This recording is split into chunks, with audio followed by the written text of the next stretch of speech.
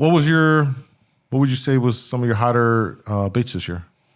Trolling wise, it's a tough one because it changes so much. Yeah, and I mean it was a banner year, so right, like it's kind of like a setup question because anything you put out there, some days was like working, but you know, if most consistent that they pull a lot of fish for you. I got one particular one in mind that I used, which is kind of a spring setup, and I used it to the very, very end. I used it on a high dipsy, a braid dipsy, 3.5 setting as my top dipsy. It was a smoke stubby with a green crinkle.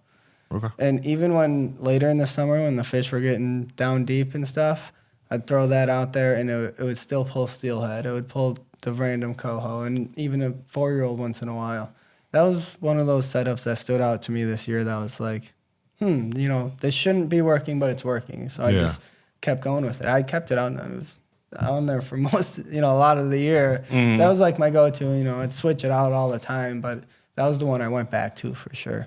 Was that something that you were kind of just using this year? Have you used it before, that setup, or was it you leaned into it this year? No, I've used that for many years now. Are you changing your leader length in the flies, going from like the spring cohos with the stubbies to the later in the summer with the stubbies? Yeah, so with the peanut flies, we'll use a short leader, 18 inches, really want it to whip. And then as the summer goes on, even when I'm using a smaller fly later in the year, I'll start to stretch it to 24. Okay. Just it gives it a little slower spin. A little more lazier. Yeah. Even though you're on the 6-inch stubby too, so it's kind of even though really it's lazy. on the stubby, yeah, absolutely. Are you ever running full 4-inch fly on it? Yeah.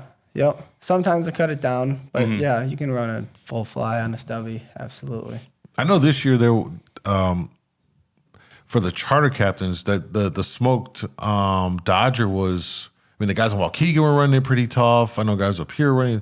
It seemed like that was doing. Smoked Dodger never goes out of style. Man, no. But it's I've been a fan of the smoke for years. I mean, it's old school. It seems to be later. You know, get past May and towards the end of June. Father's Day and... I don't know if it's because you're fishing a little deeper down, but the smoke early in the spring, it doesn't seem to do it, right? I think early in the spring, the fish are fresh. They haven't seen stuff for a while. They want the bright, flashy, like give it all catches their attention, right? yeah. And then later in the summer, it seems like that simple smoke just gets them for some reason. Yeah, you're getting a little more multi-species on it. You're fishing a little deeper. Exactly. Get some trout, and I've caught a lot of kings on stubbies too. Absolutely. Yeah. I mentioned that just because it definitely seems as though charters, that's kind of like they know that they run that, because you don't hear like everyday anglers that come here and not necessarily always running like a smoke. Yeah, well, I think like what happens is you get the charters that just want to catch anything and everything, right? So it's a smoke stubby can catch anything. Yeah. And a lot of the recreational fishermen, they'll go out, and some of them do just want to catch anything that bites, but a lot of them go out and they say, hey, I'm just going to catch kings. Or just right, and then it doesn't end up it doesn't end up in like the repertoire of like just strictly king. Probably wouldn't be in my king spread. I probably wouldn't throw a stubby in my king spread. Yeah, but it does. You know, if it you catches just happen them, to got it out. Yeah, but they're going to go a lot heavier on 8-inch flashers, plastic flashers, spin doctors, stuff like that. But yeah, the stubby, and not just the smoke one, the other colors too, are just amazing, just multi-species, catch anything kind of and that setups. The orange stubby, even later in the year, let's say get into August and the cohos, they're now biting full-size stuff. If all of a sudden, like, I get a few cohos in a row, I'm like, man, there's some cohos around, throw that stubby down. The stubbies catch cohos all year round. Yeah. Even up high. I can be in August, the break could be 70 feet down, and I'm like, man, I've caught 3, 4, 5 cohos now. Throw a stubby down like 35, 40 feet. You'll still pull cohos with it. With a peanut fly, with a little peanut fly in August. They'll come back to a normal spring setup, up high and everything.